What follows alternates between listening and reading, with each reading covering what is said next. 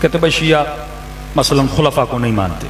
بھائی ماننے کا طریقہ الگ ہے. ہم مانتے ہیں، ایسا نہیں کہ ہم نہیں مانتے، پہلے کو بھی مانتے ہیں، دوسرے کو بھی مانتے ہیں، تیسرے کو بھی مانتے ہیں، ہم یزید کو بھی مانتے ہیں، لیکن کس طرح مانتے ہیں؟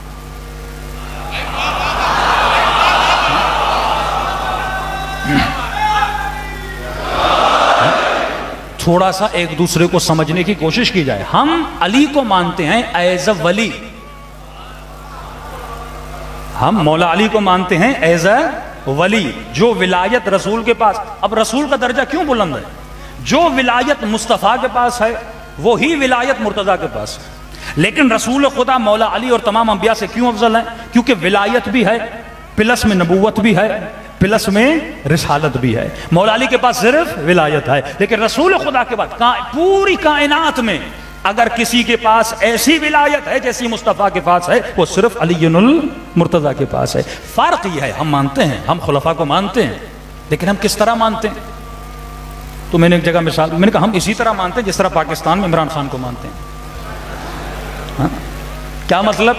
نواز شریف کو بھی مانتے ہیں، بے نظیر کو بھی مانتے ہیں، لیکن کس طرح مانتے ہیں؟ لوگوں نے چنا، ہم نے قبول کیا یہ پاکستان کے وزیر اعظم.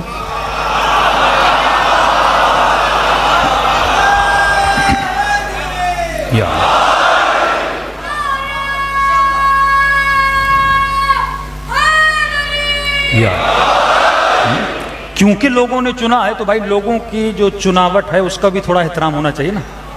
لوگوں نے چنا ہے، ڈیموکریسی ہے. اس وقت عرب نے پہلے کو چنا، ہم نے عرب کے چناؤ کو ایکسپٹ کیا. دوسرے کو چنا ہم نے ایکسپٹ کیا، تیسرے کو چنا ہم نے ایکسپٹ کیا.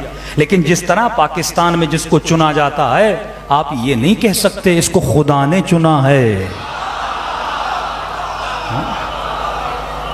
ہمارا عقیدہ ہے علی پہلے ہیں. کس اعتبار سے؟ چناؤ کے اعتبار سے، لوگوں کے چناؤ کے اعتبار سے مولا چوتھے نمبر پر ہیں. لیکن اللہ کے چناؤ کے اعتبار سے علی کل بھی پہلے تھے، علی آج بھی پہلے ہیں.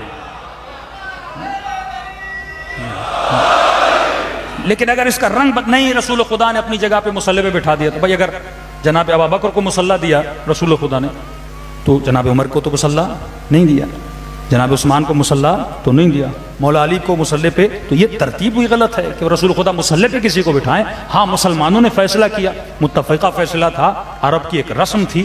عرب جو ہیں بزرگوں کو جو ایج میں زیادہ ہوتے تھے ان کو چنتے تھے، قبیلوں کا آپس میں فیصلہ تھا. ہم نے بھی مان لیا، روش چلتی آ رہی ہے. عرب نے یزید کو بھی چنا، عرب نے امیر شام کو بھی چنا، عرب نے ہارون کو بھی چنا، عرب نے مامون کو بھی چنا، سب کو چنا. لیکن کہاں عرب کا چننا اور کہاں صاحب عرب کا چننا؟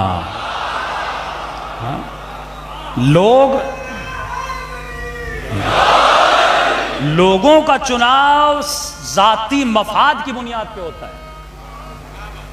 کراچی والے اگر کسی کو ووٹ دیتے ہیں تو اپنا مفاد دیکھیں گے، فلاں صاحب نوکری دے گا، فلاں رشتہ دار ہے، یہاں لسانیت بھی ہے، یہاں قوم پرستی بھی ہے، یہاں مذہب کا ووٹ بھی ہے، یہاں فرقے کا ووٹ بھی ہے، یہ میرے مذہب والا، یہ میرے فرقے والا. تو ہمارا جو پرسنل چناؤ ہوتا ہے اس میں ذاتی مفاد ہوتا ہے.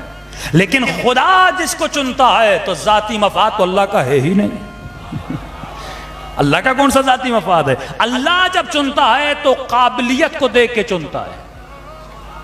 اللہ جب چنتا ہے تو علم کو دیکھتا ہے، تقوی کو دیکھتا ہے، حسب کو دیکھتا ہے، نسب کو دیکھتا ہے. اور خود تمام اہل سنت مانتے ہیں کہ تاریخ عرب میں نہ علی سے اچھا کسی کا حسب تھا، نہ نسب تھا، نہ علم تھا، نہ تقوی تھی. علی کی پیدائش جیسی کسی کی پیدائش نہیں ہے، اور علی کی شہادت جیسی کسی کی شہادت نہیں ہے. صلوات پڑھے محمد و آل محمد.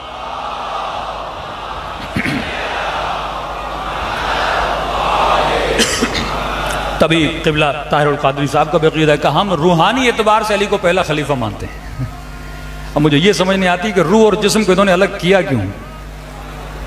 بھائی روح سے ہی زندگی ملتی ہے. اگر تم روح کو ہی نکال دو گے تو جسم مردہ ہو جاتا ہے. تو ہم نے پہلے دن سے اپنی جسموں پر بھی علی کی ولایت کو مانا ہے، اپنے روحوں پر بھی علی کی ولایت کو مانا ہے. صلوات پڑھے محمد و آل محمد.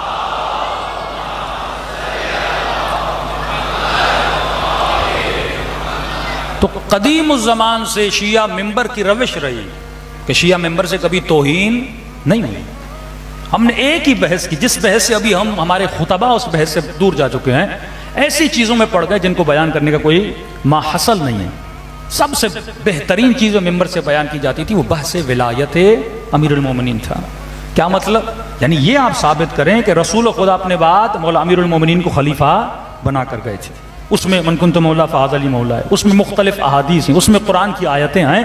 اس طریقے سے اگر وہ مولا علی کی ولایت پہ آ جاتے ہیں تو سارے مسائل دوسرے جو ہیں ارد گرد کے سارے مسائل حل ہو جائیں گے، پھر وہ آٹومیٹیکلی فرامین اہل بیت پر بھی آ جائیں گے۔ صلوات پڑھے محمد و آل محمد۔